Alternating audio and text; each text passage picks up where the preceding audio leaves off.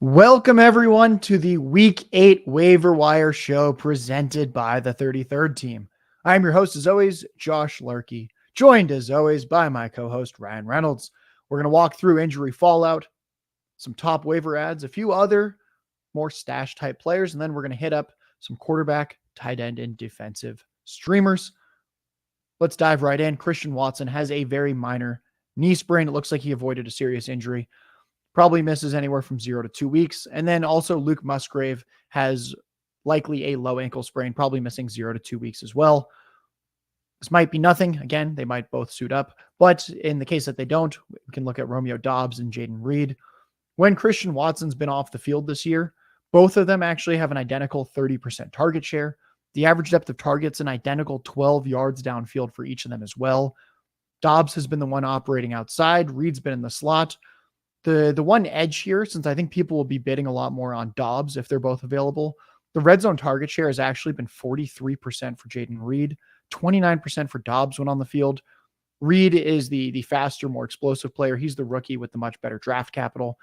So my inclination, Ryan, would be bidding 5 to 7% for Jaden Reed rather than trying to compete with someone for Romeo Doubs. How are you seeing this one?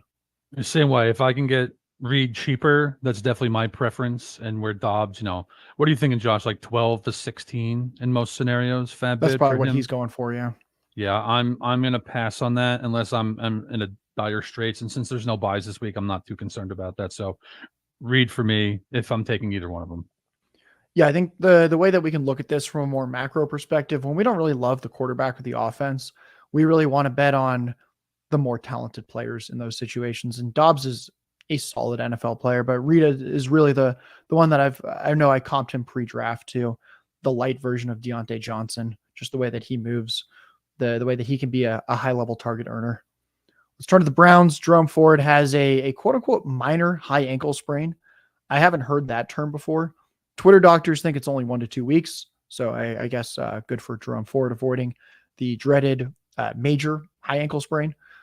When we look at Kareem Hunt, Pierre Strong, this past week, Kareem Hunt was banged up. So I think that might actually lower the cost of acquisition for him because the work was split incredibly evenly in terms of carries, targets for Hunt and Strong.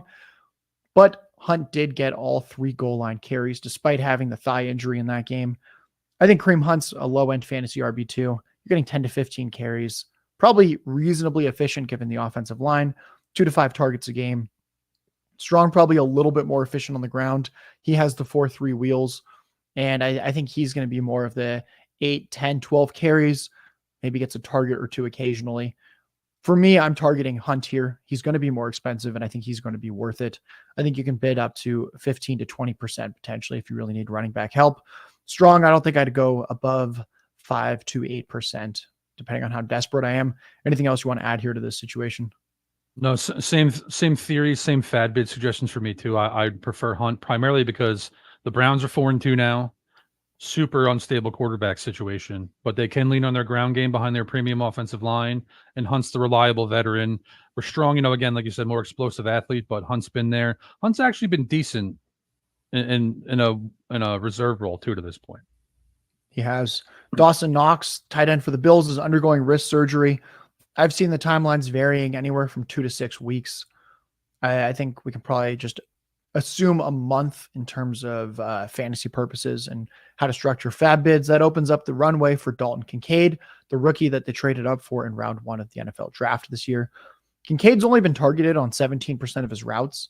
We generally want tight ends to be in the low to mid 20s, but I don't think we need to worry too much when he's catching passes from Josh Allen. At his current target rate, if he runs around 35 routes a game like Stephon Diggs and Gabe Davis have, that's 6 targets right there. So it's pretty easy to back into how this guy can be fantasy relevant week to week. The one interesting thing with him, though, and what might be frustrating for fantasy is that it seems like he's been kind of a game plan specific option. I'll let you touch on that more, Ryan, but just statistically, he has 3 games where he's been targeted on at least 22% of his routes. The other 3 games, he was below 11%. So a real Jekyll and Hyde situation. He gets Tampa Bay this week. I have him at tight end 11 right now, trying to balance the tight ends that I'm just much more confident are getting work compared to the upside of Kincaid. Do you have any indication of what has led to those 3 spiked games with usage and then the 3 games where he was essentially a non-factor? I know against Jacksonville, I bet on him to have a spike game, and I was surprised that he didn't. Part of it's a little injury related. The other thing is, he was a rookie with Dawson Knox is going to be with Buffalo for at least another year or two because of his contract. So I view Kincaid more like I don't want to compare him to Travis Kelce because that's ridiculous at this point. But from a what he can do standpoint, he's more receiver than tight end in a lot of ways. So I do think Dawson Knox's injury opens up some opportunity for him, but last week's usage was encouraging. The thing that encourages me the most, though, is Josh Allen's a downfield thrower, playmaker. So if you're leaving 2 high safeties, if you're playing cover 2, you're playing cover 4 a lot, that opens up avenues underneath, and I think Kincaid can benefit there. Zach Ertz, about an hour ago, went on injured reserve. He's out at least 4 weeks with a quad injury. This opens up the door for second-year tight end Trey McBride for the Cardinals. McBride has a 23% target rate, so about 1 in 4 routes he's getting targeted. That's the same as Zach Ertz. What's not the same as Zach Ertz is that his yards per route run is nearly 2. Zach Ertz around 1. So essentially, McBride is getting targeted a similar amount to Zach Ertz, but he's been twice as efficient with those targets. We've loved the target earning potential of Zach Ertz, and to be able to get that with a younger body, a more efficient body, a faster guy, I think we can start to get excited about McBride. Tell me a little bit more about the player himself and what you can expect these next few weeks. I liked him coming into the year. In the words of my buddy Evan Silva, he's a Mackey Award winner. Zach Ertz is a catch and fall tight end. So I was a little surprised that it took this long for this to happen. And now that Ertz is injured, obviously the runway is completely clear. But the Cardinals are a rebuilding team. Finding out what you have in a guy like Trey McBride, see if he can be an answer at one of your positions makes sense from a logic standpoint. And, I mentioned him last week that he was trending up, that he looks similar to Ertz as a player to this point. So I think he can fit in with his early season production too. Let's turn to some other top ads. Rashee Rice, we talk about him almost every week. He's still available in a lot of shallow to mid-depth leagues. His routes keep ticking up. He ran 29 routes this past week. Kelce was at 36. So he'd been running about half the routes of Kelce. Now he's running about 75% of the routes of Kelce. That's very exciting. Double-digit fantasy points in PPR formats in 2/3 of his games already. The way I see it is that he has potential to be just a weekly top 20 fantasy option the rest of season. He's been super efficient. He's getting targeted nearly once every 3 routes that he runs. His yards per route run is 2.5. Anything above 2 is considered very, very, very good. Through 7 games, 9 red zone targets. He's also been targeted 3 times in the end zone. The past 2 weeks, he has 72 and 60 receiving yards. What should we be thinking about for a fab bid here? I think I'd be willing to go at least 25% if I need wide receiver help. Yeah, I think that depends largely on your roster. If you have a need at flex, especially wide receiver 3, I think low to mid 20s in a competitive league makes a lot of sense myself, because ultimately what we're looking for here, especially at wide receiver, is difference makers. And if Rashee Rice is still somehow available in your league, I don't think that's going to last much longer. Let's talk about Darrell Henderson. He outcarried Royce Freeman 18-12, despite Darrell Henderson coming off the street for this game. He hadn't played since week 11 of last year. Henderson also got the red zone. He got the goal line work. He got more pass game usage. He had the red zone target. Everything was trending in Henderson's favor. I think until Kyren Williams returns, and maybe even post that, he's a fantasy RB2. I think with Henderson, here's what I'm trying to balance. I think there is a chance that 2 weeks from now, it's Royce Freeman or Zach Evans. I also think there's the potential that for the rest of the season, he's in the Kyren Williams role, given that the Rams just really like to ride one running back whenever possible, and that he has the most familiarity with the system. But again, he was cut from the team, signed off the street. I don't think I'd want to go really above 20% of my fab, just because I think there's the chance that you just get nuked, and that a week or 2 from now you go, wow, I can't really believe I spent my money on this. But if you need running back help right now, he's kind of a plug and play RB2 for at least the next couple weeks. Yeah, you mentioned this, you alluded to this at least, where a big part of football is, you have to do your job. And why Darrell Henderson's in the driver's seat right now is he can do his job Matthew Stafford's a traditional pocket passer. The Rams' offensive line's better this year, but it's still not a great, reliable unit. Darrell Henderson can block. I don't think they have any confidence in Zach Evans in that area. So maybe that changes as the season progresses. And we saw Rams running back deployments for a while last year. We're all over the map. So given their group now, I could see that a little bit of that happening now. But for now, at least, especially against Dallas this week, Darrell Henderson's going to be the guy. Mm-hmm. Let's turn to the Bears. We've got Roschon Johnson and Deonta Foreman. Roschon should return this week. He's missed the last 2 weeks with a concussion that he suffered in week 5. I think Roschon and Foreman get a similar amount of carries, and then I think the pass game usage trends a lot more to Roschon. It actually wouldn't surprise me if Foreman is the slightly more efficient runner, and if he gets a little bit more of the red zone work. When we look at Tyson Bagent this past week against the Raiders, watching that game, I thought he was hyper-targeting the running backs, tons of screen game. The stats back that up. Running backs had a 34% target share from Bagent this past week. So even if Foreman is getting a little bit more of the red zone work, a little more efficient on the ground, I think Roschon can actually outscore him pretty easily in PPR type formats. I would lean Roschon over Foreman here. The Bears are rebuilding. It's a reset year. They have no reason to give a veteran like Foreman incredibly heavy reps, especially if Fields isn't even out there. It's not like you're trying to protect Tyson Bagent or Teabag, as we might call him.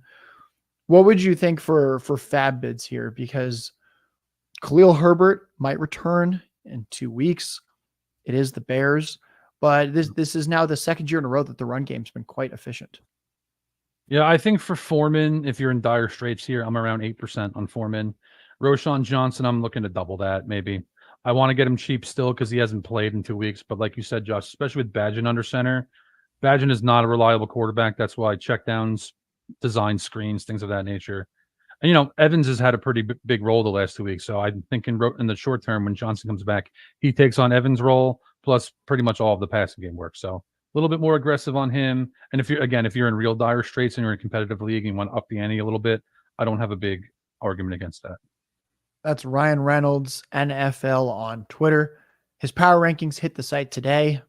Check those out. He's got a write-up for every single team. I think I'm pretty confident when I say that they are the best in the industry in terms of the rankings themselves and his thought process behind it, the way that he writes up each team. It's fascinating. It's free to read on the33team.com. Thursday, his expert picks and predictions for every game will drop. Make sure you're checking that out. Ryan, I'm going to ping pong this right back to you. We talked about him the last 3-4 weeks now. Josh Downs, anything to add after his massive 5-catch, 125-yard touchdown performance against the Browns this past week? I don't want to overreact to the yards and the touchdowns too much because he had a 59-yard touchdown on what was essentially a coverage breakdown. That said, Gardner Minshew is, a friendly quarterback for a player like Downs. For instance, on a team that I have, Mike Williams got hurt. Gabe Davis went into the wide receiver 3 spot. I have Josh Downs. That's a decision every week now for me. So again, if he's on your waiver wire, probably not going to be there much longer. Jackson Smith-Njigba. We told you last week that if he'd been dropped because of the bye or the week before that, to add him. For some reason, he's still available in a lot of leagues. DK Metcalf did miss week 7. That opened the door. JSN led the team with a 29% target share. He had 7 targets. Lockett was second with 5. The average depth of target has been trending up for Smith-Njigba as well, which is another welcome surprise. Unfortunately, you might be like, well, why is he being talked about so low? This is a round 1 rookie. He's on the Seahawks. Whenever Metcalf and Lockett are healthy, he is a flex. When one of them is hurt, he's a fantasy wide receiver too. It's kind of an unfortunate situation where I think he's just going to be riding your bench most weeks, or very, very, very slightly forcing his way into your flex. But he just should not be on waiver wires, and he's on some of them. Anything to add here about what you saw on film with his first game as kind of the guy for the Seahawks? Yeah, you were on this last week. I know you bet him on the player prop happy hour to have a bit of a spike week. Same team actually for me. Gabe Davis, Josh Downs battling out for the wide receiver 3 spot. I added JSN last week. Thrilled to do it. I do think he's third in that rotation right now, but and you talk about this, Josh. Rookie wide receivers can be a cheat code in fantasy football. Second half of the year, say the Seahawks offense starts to peak too at the second half of the year, and if either Lockett or Metcalf go down, all of a sudden you have a guy who becomes my plug and play at wide receiver 3 in that league. So I'm thrilled that I was able to get him in a competitive league, and if he's available, this is exactly the kind of guy you want to stash. I think if this next guy is kind of a 1 week rental, maybe 2 week rental, since I think he gets the Commanders. I have to check that. Kendrick Bourne of the Patriots, 5 or more targets in all but one game this year. The fantasy points have been inconsistent.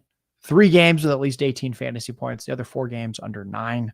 So a bit up and down, but he gets Miami this week. Correct me if I'm wrong, Ryan. I think he gets the Commanders next week. So maybe it's a 2 week rental, if I'm correct there. I see Ryan furiously searching. So Yeah. Kendrick Bourne is out there, kind of a wide receiver 3 flex type. We do not really like this Patriots offense, but I think in the right situations, like at least what we have this week with Miami, he's probably going to have some type of usage spike. And I don't think I'd go more than 3-4% on a guy like this. So if someone out there is just box score scouting and sees that he had a huge game this past week and wants to go 10-15%, you should simply let that person have him. That's why we're talking about him last on the top ads. Anything to add here? Yeah, when you mentioned Bourne, I was like, oh man, I'm gonna have to figure out something nice to say about this guy. Thankfully, you gave me the schedule thing, because not only do they have Washington next week, they have the Colts the following week. So I view Bourne as a bit of a bye week fill-in at best, but he does have a pretty good 3-week stretch here. Kendrick Bourne, 3% fab, 3-week rental. A couple other ads to mention would be Kyler Murray. Looks like he's returning in week 9. This is the only waiver wire QB you're probably going to have rest of season that has legitimate just every week fantasy QB1 upside. If for some reason you've really been bouncing around with the Deshaun Watson, Brock Purdy's of the world, I would be willing to put in a very hefty 20% bid here. If you are doing well at quarterback, don't worry about it. Someone else is going to bid more. And I think he's a good trade target. I was at the bar with a buddy watching some football last night. He has a team where he's been kind of bouncing around at quarterback. A league mate of his has Josh Allen and Kyler Murray. So we actually worked out a few trade offers that we sent. And I think that's kind of what you should be hoping for if he's not on waivers, is that he's on a team where the other person has a good quarterback as well. And I think Murray should be incredibly attainable since he's still another week away from returning. How do you think he slots in terms of game plans coming off the ACL? I mean, the one positive thing, I like Kyler Murray more than most people. Me and Ian Miller are Kyler Murray guys. I could see his mobility being a little bit reduced. That said, and we've talked about this every week on our Monday show for almost a month now, the Cardinals are becoming the team we expected over the last 3 games. If Kyler Murray's in negative game scripts every week, that's pretty exciting for fantasy football. And for me, like you said, Josh, if you're a quarterback streamer, I'm not someone who just wants to have one quarterback in my rosters. That's a strategy for other people. If I can get a baseline guy like Murray and then play occasional streamers in certain matchups, that's what I'm looking to do here if I'm in that kind of situation. Also got to mention is just Royce Freeman, like with Henderson. I wouldn't go more than a couple percent, but I mean, if you're struggling at running back, this is a guy that's probably going to get 10 touches a week, and that has been surprisingly hard to come by this year. Let's talk about some quarterback streamers now. CJ Stroud faces the Panthers. Just a very exciting real football game. Dynasty enthusiasts are going to enjoy this one. The number 1 pick against the number 2 pick this year. The Panthers have allowed over 7.5 yards per attempt to passers this year, 6th highest. My concern with Stroud is simply that the Panthers have been maybe the worst run defense in the NFL this year. Fortunately, the Texans haven't had a great run game this year. I think they're going to turn it over to Stroud after the bye, but that's kind of the only reason I wouldn't say this is an elite streaming option, is simply because I don't know if the Texans will need him to do that much. Anything to add here on Stroud post-bye? I think for baseline production, we should be looking at 230 yards and a touchdown at Stroud in most matchups. And then if he swells beyond that, that's gravy. So I kind of like the matchup. I don't view him as an elite streamer this week either. Desmond Ridder gets the Titans on the road. The Titans just traded away former Pro Bowl safety Kevin Byard to the Eagles. They already had a terrible secondary. Quarterbacks were already averaging 8 yards per attempt against them. And the Titans also get their nose tackle, Tyir Tart, back this week. He should be practicing, according to all beat reporters. That's going to bolster the Titans' run defense, which might force the Falcons to pass a little bit more. We've actually seen Arthur Smith leaning on Desmond Ridder a little bit more in some recent weeks. Not an elite streaming option either, but I think you're getting 15 fantasy points with this one. Yeah, I mean, you know this, Josh. We're in a league with Nick Bodiford, and he brought up the idea. He was like, listen, guys, I don't really want to say this out loud, but Desmond Ritter against the Titans or Joe Burrow versus the 49ers is actually a discussion. And, if you want to live dangerously, Ritter does have a ton of upside in this matchup. I'm not sure we're going to start him over Joe Burrow, but he does. This is an interesting spot for him. And as a, from a pure football standpoint, please stop trading your veteran studs to the Eagles. Stop giving Howie Roseman these gifts, please. Please stop doing it. Last streamer to talk about, Kenny Pickett gets the Jaguars. Deontay Johnson and George Pickens are both healthy. Last week was the first time that happened all season. And Pickett responded with a season-high 9.2 yards per pass attempt last week against the Rams. Now he gets Jacksonville. They're allowing 19 fantasy points a game to quarterbacks. They're allowing 284 pass yards a game to quarterbacks. Only the Chargers have been more friendly to quarterbacks than the Jaguars in the pass yards department. I'm pretty optimistic about Pickett. I think I would actually say I'm the most excited relative to the field about Pickett out of these three that we mentioned, but I still think I'd rank him as the third best streamer out of these three. Anything to add about how you think the Steelers will attack the Jaguars this week? Yeah, again, he's not safe Pickett at all, but this game does have some sneaky shootout potential with Trevor Lawrence on the other side of things. So, again, if you want to live dangerously, I think Pickett's actually I'm going to fall short of saying he's DFS worthy this week, but I'm at least going to think about it. Let's talk about some tight end streamers. Jake Ferguson gets the Rams. He's actually, I was surprised by this. He's rostered in less than half of Yahoo leagues. Yeah. The past 2 weeks, the usage has been bad. Maybe that coincides with Brandon Cooks getting healthier. They've really been force feeding targets to Michael Gallup. I don't know why they're doing that. I think that's a bad idea. Let's get our guy Jake Ferguson a little bit more work. But yeah, I think he's a borderline top 12 tight end, even in the worst matchups. In the best matchups, maybe he moves up to the 6th or 7th guy for that week. I think I'd be willing to go up to 10% fab if I really need a tight end. But I think we should be looking more at some of the upside guys that we talked about earlier, like a Kincaid, like a McBride. Anything to add here for this matchup against the Rams? Nope, agreed across the board. Definitely would rather the upside guys. No qualms. My fad bid would be between 8 and 12% for Ferguson based on need. I'm surprised he's on 40. He's only on 40% of Yahoo leagues too. So again, if you're in dire straits at tight end, maybe you get Ferguson and one of the upside guys. Last one to talk about, Gerald Everett has some kind of hip or quad injury. Should he miss this game and you really, really need a tight end, Donald Parham will be playing on Sunday Night Football against the Bears. So a pretty good matchup. We already don't have Mike Williams, so a kind of narrow target tree here. Parham feels like the guy that's going to get 5 targets and catch 3 for 30 yards, and you cross your fingers for a touchdown. But some people out there, they might need that. So Donald Parham. Anything to add about XFL legend Donald Parham? No, again, agreed across the board. He's the guy if you're in dire straits. The floor is very, very scary with Donald Parham, though. Let's talk about defensive streamers. We're going to go rapid fire here for the good people, Ryan. The Falcons travel to face the Titans. Why do you like the Falcons? I mean, Malik Willis or Will Levis or some combination of the two apparently is going to play a quarterback this week. It's basically a bet against those guys and the Titans below average offensive line. My fantasy rankings will hit the site later today. They'll be free to read on the 33team.com, and they will include Ryan's top 12 defense rankings. And then tomorrow you'll get my rest of season rankings and trade value chart updated for week 8. Going to be a lot of player movement like there has been each of the last few weeks. Seahawks, they face the Cleveland Browns. Why do you like Seattle this week?